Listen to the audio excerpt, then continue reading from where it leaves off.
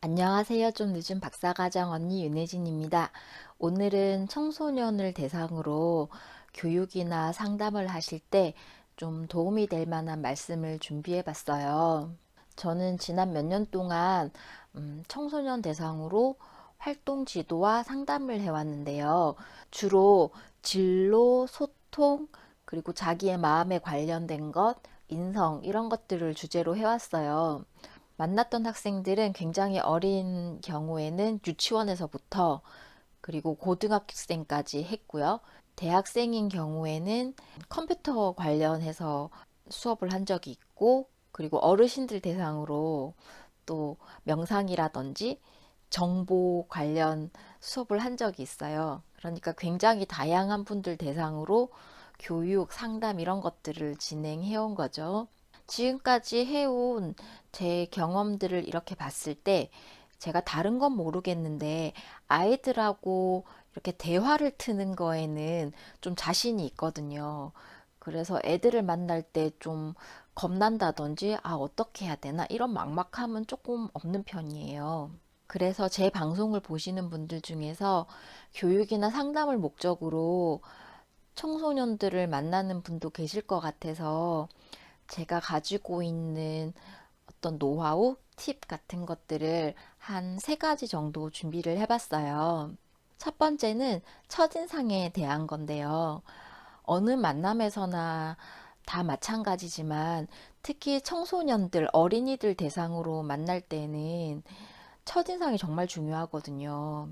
특히나 어린이나 청소년들 같은 경우에는 시각 정보에 굉장히 민감하기 때문에 자기 자신에 대한 어떤 외모도 굉장히 중요하지만 자기가 만나는 사람들의 외모도 굉장히 중요해요.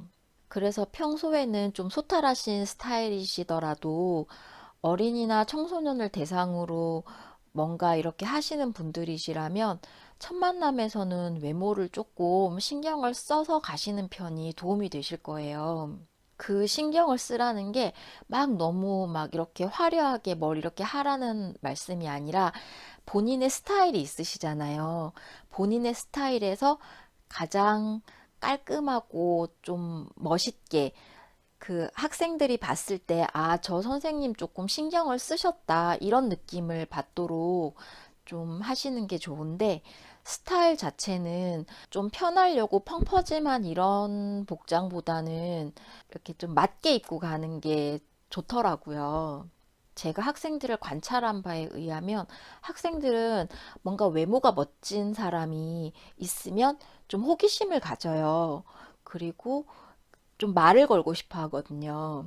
또 반대로 뭔가 이렇게 외모가 단정하고 멋있는 사람이 자기에게 관심을 가지고 자기에게 말을 걸어주면 되게 쑥스러워 하면서도 기분 좋아해요.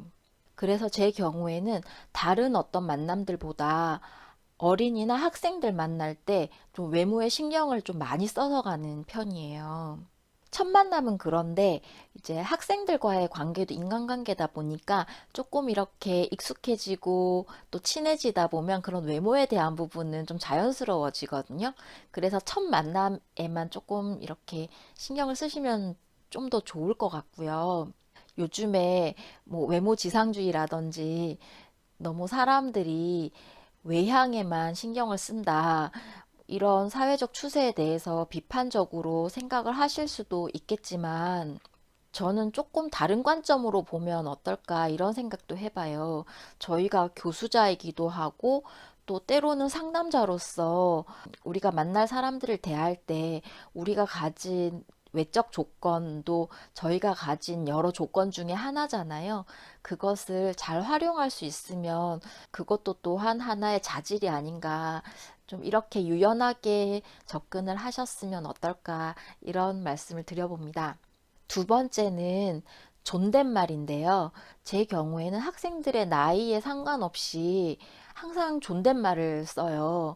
물론 친해지다 보면 가끔 이렇게 딱 반말이 나올 수도 있지만 항상 존댓말을 계속 쓰거든요.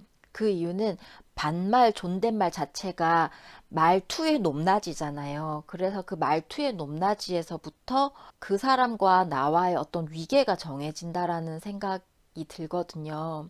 그래서 특히 아이들 그리고 학생들 같은 경우에 제가 존댓말을 이렇게 쓰는 순간 그 학생들이 제 이렇게 눈높이에 이렇게 위에 있는 그런 느낌이 들어요. 저는 위계가 어떻게 정해지느냐에 따라서 공감대의 폭이 달라진다라고 생각을 하거든요. 그래서 학생들이 제 시야에 같은 높이로 이렇게 와 있으면 그 학생들이 사용한 어휘라든지 그런 반응들이 이렇게 눈여겨봐져요. 그래서 거기에 대해서 궁금증을 가지게 되고 거기에 대해서 질문을 하는 과정에서 좀 서로 공감대가 좀 형성이 되거든요. 그러면 제가 대하는 그 학생들과의 같이 있는 시간 자체가 그 시간에서 제가 재미를 느끼게 돼요. 그러면서 그 학생들의 어떤 생활이라든지 그런 것들도 좀 많이 궁금해지기도 하고요. 그런 부분은 아마도 저 자체가 좀 사람에 대한 관심과 호기심이 좀 많아서 그런 부분도 있을 것 같긴 한데, 제 경우에는 사람들한테 항상 존댓말을 쓰는 자체가 사람에 대한 관심이랄까, 그리고 공감대의 폭을 좀 넓혀주는 그런 하나의 계기가 되는 게 아닌가 이런 생각을 하게 돼요. 그리고 학생들도 자신들에게 존대를 하는 사람에게 되게 호기심을 가지거든요. 대부분은 나이 차이로 이렇게 바로 딱 반말을 하잖아요. 그런데 저 사람은 왜 자신에게 존대를 하지? 그리고 왜 계속 존대를 하지? 이런 궁금증을 가져요. 그러면서 대부분은 그것에 대해서 질문을 하는 학생들도 되게 많아요. 그래서 그것 자체로도 뭔가 하나의 대화의 소재가 되더라고요. 최근에는 이런 친구가 있었는데 그 친구도 저에게 왜 존댓말을 하는지 물어보더라고요.